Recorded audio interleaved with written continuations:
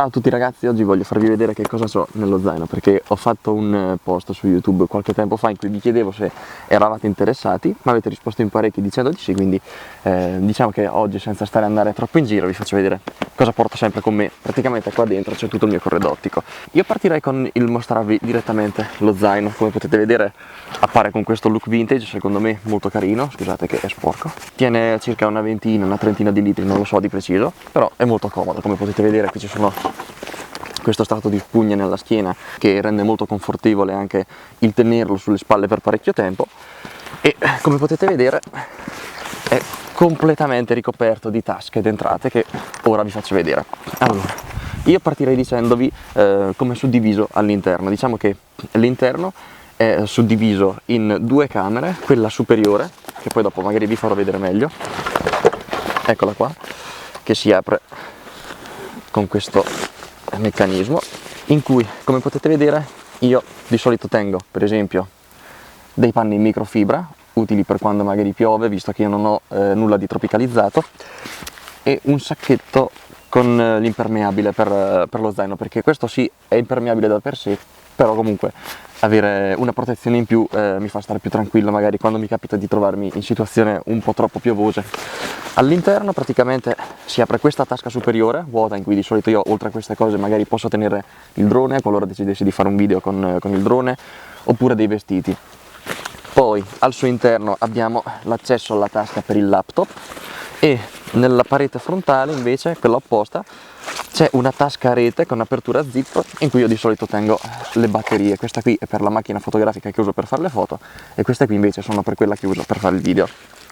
Prima di passare a farvi vedere la parte sotto, vi faccio vedere che qui c'è questa tasca, diciamo la principale, quella frontale, in cui di solito io tengo questo treppiede, un piccolo treppiede che ho preso su Wish, 1,50 €, grandissimi, che ho usato pochissime volte. L'ho usato soprattutto prima di avere questo treppiede di cui vi parlerò dopo, perché con quello che sto usando adesso per tenere su la macchina che fa il video non riuscivo ad andare troppo vicino a terra, per cui in qualche modo dovevo fare, quindi ho preso questo a tipo 1,50 €, pochissimo, però comunque l'ho usato poco perché alla fine non è un gran treppiede, ovviamente non è che ci si possa aspettare troppo. Lo zaino ha anche un'altra tasca qui sulla destra, apribile, una tasca interna, in cui io di solito tengo dei lacci, ma soprattutto qui ci posso infilare il telefono e lui rimane all'asciutto qualora dovesse cominciare a piovere. Poi c'è questa tasca, come potete vedere, io di solito ci tengo l'acqua, in questo caso ho il box del microfono in questo caso ho il box del microfono Bluetooth. E passiamo a queste due cerniere che vedete, una davanti e una di lato. Portano entrambi allo stesso scomparto, soltanto che questa qui diciamo che può avere un accesso più rapido all'interno. Dopo, per chi è furbo, magari mette la macchina fotografica direttamente con un'ottica montata e da qui la può estrarre tranquillamente. Guarda là, mi cascano le robe. Invece da qui si apre questa tasca, eccoci qua, dove all'interno ripongo tutte le mie ottiche, separate tra l'altro da questi divisori di spugna che sono regolabili a piacimento, io li posso disporre come preferisco. E poi nella patta che si apre c'è sempre un'altra tasca a rete più grossa, in cui vado a tenere i filtri tipo il polarizzatore oppure filtri ND, di cui poi comunque vi parlerò. Questo qui è un sacchettino, ovviamente parto dalle basi, con le pezze per pulire o gli occhiali, sì, ma che va benissimo per l'obiettivo, in cui ne tengo 2 o 3, insomma, nel caso si bagnassero. Comunque ce li ho sempre dietro perché sono fondamentali, tocca sempre pulire la lente. Io mi scordo spesso, però in realtà so che è una cosa che va fatta e la metto qua. Poi passiamo, prima di arrivare alle ottiche, alla macchina fotografica, eccola qua. Io uso una EOS 750D, l'ho comprata nel 2016-17, non mi ricordo, ormai ha parecchi anni, però comunque io ancora mi trovo benissimo, nel senso non sento la necessità di cambiarla, anche se mi piacerebbe. Non è una macchina full frame, è sensore APS-C, una reflex, con il display regolabile e touchscreen, quindi è comodissimo. Io posso usarla anche per fare delle foto, magari quando ho la macchina in posizioni molto, diciamo, proibitive per la lavorazione, io posso tranquillamente orientare il monitor per vedere bene cosa sto inquadrando, e comunque posso anche raggiungerlo bene visto che è touchscreen, quindi posso fare tutto dal sensore senza dover andare a cercare magari i tasti che sono riposti magari in posti un pochino più scomodi quando la macchina fotografica si trova in una certa posizione. Ovviamente poi dopo, come tutte le macchine fotografiche, diciamo, ha le varie modalità di scatto automatico più la manuale. Poi io direi di passare alle ottiche. A questo punto, questo è il mio teleobiettivo 75-300 della Canon, un obiettivo veramente di fascia bassissima, ma proprio bassa, e l'ho comprato qualche tempo fa, però comunque sinceramente mi ci trovo bene, insomma. Lo uso poco, nel senso, ho fatto anche un video a riguardo, vi ho fatto vedere come non so usare il telescopico, però comunque è un obiettivo che sinceramente per me è più che sufficiente, insomma. Noto che quando lo spingo ai 300 mm l'aberrazione cromatica e magari l'immagine non è molto chiara, però per il resto quando lavora tra i 75 e i 200 è un buon obiettivo, io sinceramente non mi lamento. Diametro di 58 mm, quindi posso utilizzare i filtri su questo obiettivo e sul 18-55 che mi hanno dato in dotazione insieme alla macchina fotografica. Questo obiettivo non ha lo stabilizzatore, per cui o lo usate con il treppiede, oppure quando si tratta di utilizzarlo a mano libera con una focale magari abbastanza stretta, quindi a 300 mm, bisogna usare uno scatto veramente molto veloce, poiché l'oscillazione si sente veramente tanto. Però per il resto comunque è un obiettivo che sinceramente io apprezzo, nel senso mi dà anche gusto utilizzarlo quando capita di trovare qualcosa di buono. Il prossimo obiettivo che vi faccio vedere è questo è l'obiettivo più costoso del mio corredo ottico. Non è un obiettivo esageratamente costoso, nel senso costa circa 400 euro, quindi capite che ci sono obiettivi molto più costosi, però è un obiettivo veramente buono, io mi ci trovo veramente da Dio. È il Tokina 11-16, quindi è un ipergrandangolare a 11 mm, ha una distorsione dell'immagine veramente importante, però comunque ha un effetto veramente molto bello. Sinceramente mi piace tantissimo utilizzarlo. Come potete vedere l'11-16 monta anche un parasole, poiché comunque i grandangolari ovviamente soffrono di più dei flare rispetto magari a un teleobiettivo, perché comunque hanno un angolo più ampio ed è più probabile catturare il sole all'interno del campo visivo. È molto comoda la messa a fuoco, che ovviamente è sia manuale che automatica, ma la messa a fuoco manuale attraverso questa finestrella all'interno dell'obiettivo vi mostra il modo in cui, diciamo, la distanza, come potete vedere, a cui state mettendo a fuoco. E sì, molto comodo. Questo è un obiettivo che è l'ultimo arrivato, diciamo, però mi piace tantissimo, mi piace veramente tanto. Adesso vi faccio vedere cosa c'è qua dentro. A parte il sacchettino di similpelle veramente molto bello, mi piace parecchio, all'interno si nasconde questo attrezzo qua, un grandangolo da attaccare su un'altra ottica. È una lente che sinceramente non lavora molto bene quando si tratta di utilizzarla come grandangolare, poiché viene accentuata tantissimo l'aberrazione cromatica, tutti i vari dettagli sono un po', hanno un po' un contorno verde da una parte e viola da quell'altra. Però perché questo continua ad avere spazio nel mio corredo? Perché questo attrezzo lo posso svitare, ok, e posso utilizzare solo questa lente. È composta da due lenti, posso utilizzare soltanto la prima.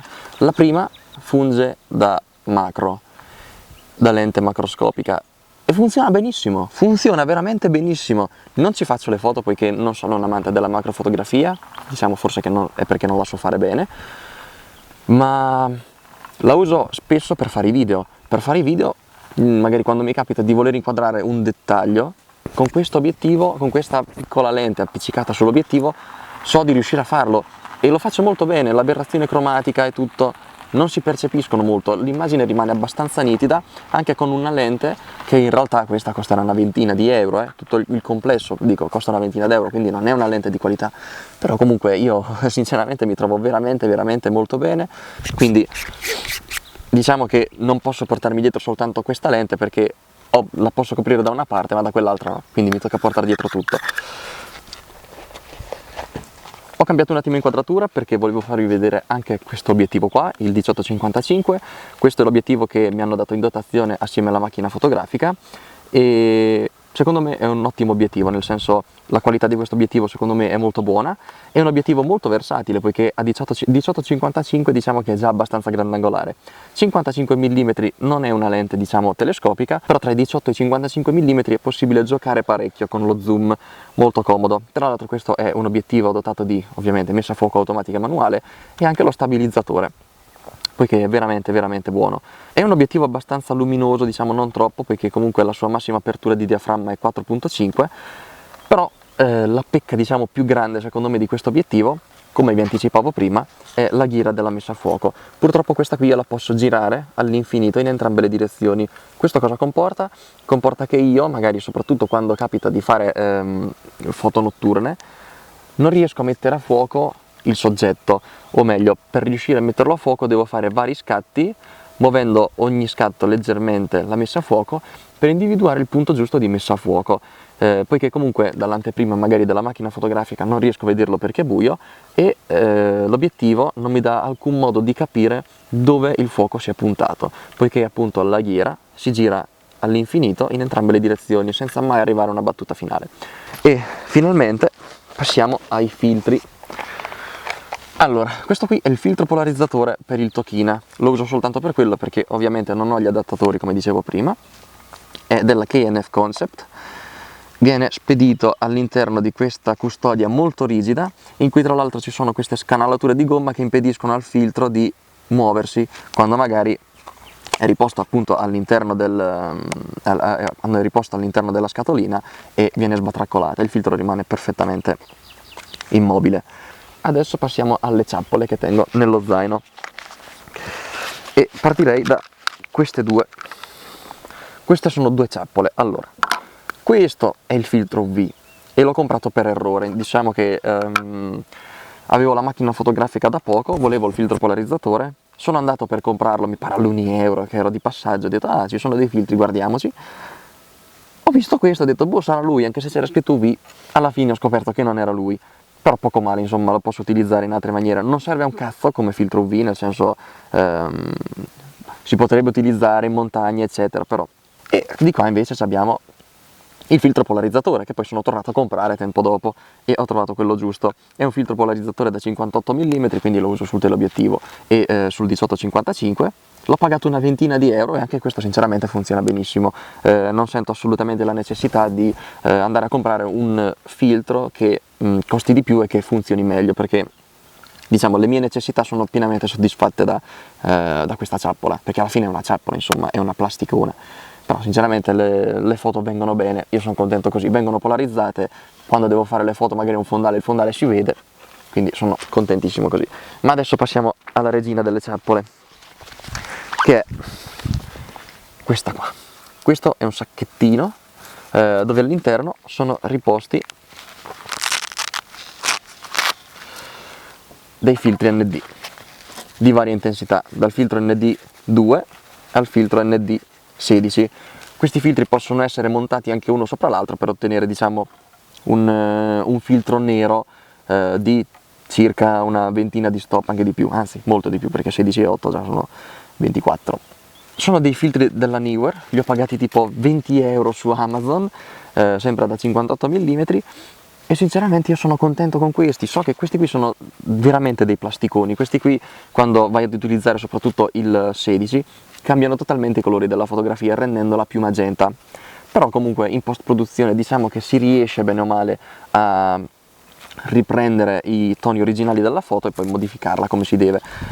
Resta solo una cosa nel mio zaino da farvi vedere, ed è questo qui, il treppiede della marca Afaite. Questo modello in particolare costa circa una sessantina di euro, quindi non è un treppiede diciamo professionale, però mi trovo veramente da Dio, insomma. Questo come potete vedere è un treppiede con le gambe completamente orientabili, poi dopo ci sono questi tre dentini utili magari a serrare in una certa maniera l'apertura della gamba, e ogni gamba ha 3 snodi come potete vedere, e diciamo che con le gambe aperte e il collo che anche questo qui è regolabile, del treppiede completamente abbassato, raggiunge circa 1 metro di altezza, 1,6 m. Poi quando vado a snodare completamente tutte e 3 le gambe e allungo il collo, diciamo per il doppio della sua lunghezza, poiché comunque c'è questo tubo telescopico che gli permette di allungarsi ancora, il treppiede raggiunge un'altezza massima di circa 1,40 m, mi pare,